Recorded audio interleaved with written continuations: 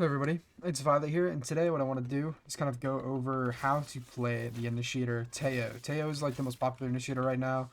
He's meta on basically every single map, and I think with this small little guide here, I can show you how to use Tejo pretty effectively, even though his kit is fairly simplistic. So the first things that we need to know, he has his Tejo rockets, right, which are a signature ability that recharges. You boop on, you can double click, don't double click like me, but you click once, click twice. And if you mouse 2, I'll show you in a second, it launches 2 missiles.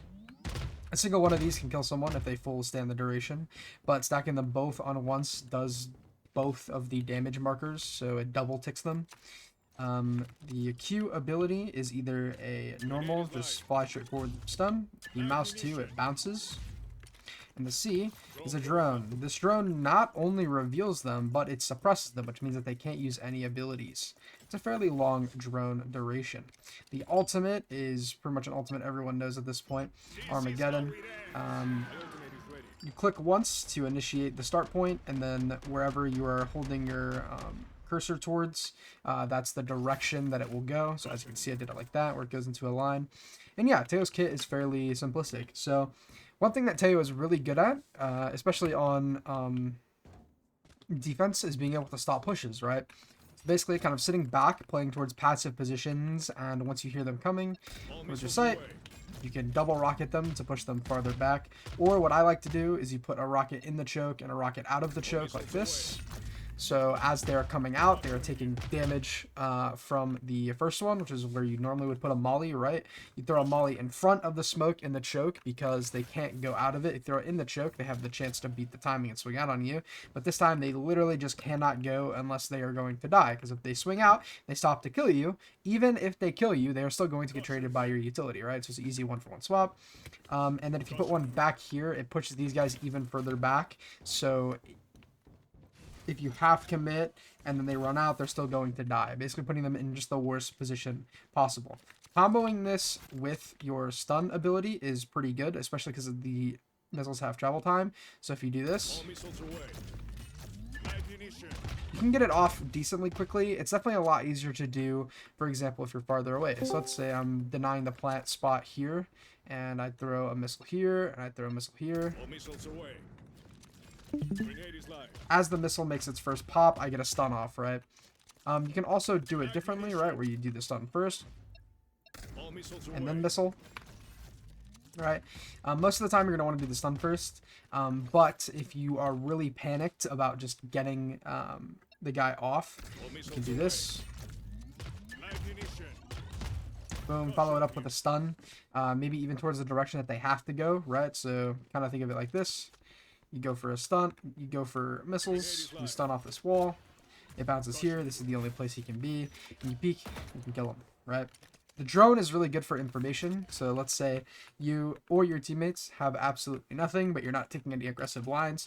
It allows you to very quickly just drone, clear info, and again, if they are like close here, if you suppress them, then they can't really hit the bomb site, especially if you hit their smoke agent or things of that nature, right? Tejo is all about proactivity, using his entire kit to take proactive fights throughout the round, or just proactive stalling of hits. When you're on attack as well, one thing that you can do is at the start of the round, if they have a sentinel, let's say they have a cypher, and you know that he puts strips here, you can go A main. You can be like, all right, so I know there's going to be one towards Sens here, so you throw it like this, and then you throw another one right here, and boom, you can potentially break both of these trips. As you can see, that little like spurt right there is where it ends, which means that if the cipher has like a higher trip, you can't break it, but most of the time you're going to be able to break it as long as you know where the cipher trip is. Another great use of Tejo rockets is on bomb sites. So these also don't transfer through the ground, by the way, so if you molly this, no one under here will get damaged. So as you can see, this, you cannot molly them off of this part of the bomb site unless you do something like this. Even then, there's still going to be somewhat of a gap, right? But mollying that is really good. Another way to use these mollies is to deny refloods, right? So let's say you're popping out Sans and you know that they want to try and come fight you heaven or come fight you towards spawn. basically what you can do is you go here, you throw the mollies, it's going to open the door as well. So now they're mollied and behind a smoke and they can't push up, and you'll have time to scale out without them fighting into you and focus more on these site guys, right? Kind of just depends on what you think is more prominent. Most of the time in ranked, you're going to get a lot of quick rotations. So mollying to stop the flood is always really good, because retaking in ranked is really bad. So if you just make it so where they don't have the ability to flood out, and they have to retake and play full retake, then usually you'll be able to win, right? But also, again, like, it can clear like these tower spaces, right? Like, you can boop, boop, and it shoves them like towards arcade side. Or you can be like, all right, well, he could be anchoring, so you throw it here, you throw it here, and boom, boom. There's a lot of dynamic reason, like ways you can use the missiles, honestly, and mainly Tejo, the way that I kind of envision him in my head is basically on a site hit, you pop your missiles and then go out. You don't really need any other piece of utility, because those two pieces are enough, especially on the like bomb sites that are fairly small, right? Most of the time, like this, right? If you throw a molly like back here and then top site, now you know he has to be here, right? So you're basically taking a instantly, like, no longer even a 50-50, because you know this is where the guy has to be, and things like that, right? So using your missiles and then going out is the best way. Using your ultimate, you can clear sites with it. One way that I like to use it is kind of like a pseudo breach ult, right? Where basically you sit here and then you follow it, right?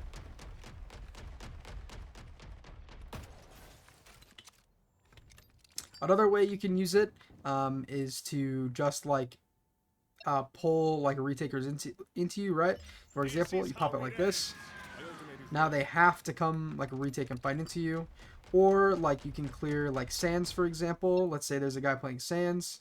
You do this. You combo with like a breach stun, for example. Breach stun Sens, Tejo ult. Now that guy is forced into you. Or even what you can do is you can push them back and kind of use it the same way you use your mollies, right? So let's say you're really worried about the heaven flood and like towards spawn. So what you do is you throw this. So now you have a decent chunk of time where they just can't attack you. And if you combo that with your missiles, so for example, like here and then here, right? They have to be towards top site or right here in this position or right here, right? So you're limiting the number of angles that they can play, which means that you're taking more advantageous fights. On defense, if you have like info that they are somewhere and you want to stall the hit, doing something like this is always going to be really good. It forces them into you. They can't go back, which means that if you put an ult that forces them into you and they have to accelerate on you, if you throw mollies in front of it like this, that means that they are pretty much fucked no matter what way that they go, right? The entire discipline of Tejo is making the enemy team extremely uncomfortable. A tactic you need to know is that you actually like throw the drone. So if you aim like this, you throw it up like this, so you can go over tall terrain or boxes or things of that nature. It also works over towards like these if you jump throw. So you can see you jump throw it over, and it works for like generator and things like that, right? And it also works on the like nests on icebox and, you know, other sort of similar height boxes and things like that, right? The stun. Let's talk about the stun. So I think the stun is a really good piece of like self-fight utility. It's kind of hard to set up for someone because mainly you're going to be using your missiles on the hit. But if you don't have your missiles, you can kind of use this as a pseudo missile, right? So, I like to molly dice. Oh, like this, right? Stun dice. It's a big AoE circle. It's very large. It's a very big stun. And also, again, you can combo with your missiles. So let's say you're planted here. What you can do is you can throw stun, throw mollies, and now they have to go ultra wide, and you just rinse them, right? Tejo is a very a simplistic agent.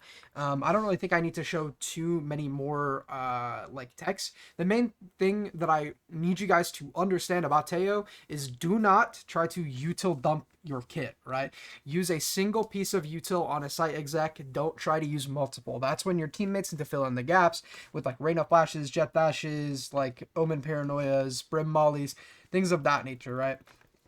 What a lot of people do when they play initiators, and even this was me for a lot of like me playing like in like very like low tier tournaments or playing in like low immortal and things of that nature, was always just dumping my kit at the first chance that I got when hitting a bomb site. When all actuality, what you really just need is two or three good pieces of utility onto a bomb site, and that's it, right? And you need to expect your teammates to throw their utility and not always have it be yours, right? Because you are the only reliable factor. So if you have more utility throughout the round in comparison to your teammates, you're going to be more effective with that utility than they are, right? So have confidence, swing away, and hope you guys can play Tejo to the fullest extent in your ranked games and, get some elo. I'll see you guys later. Peace.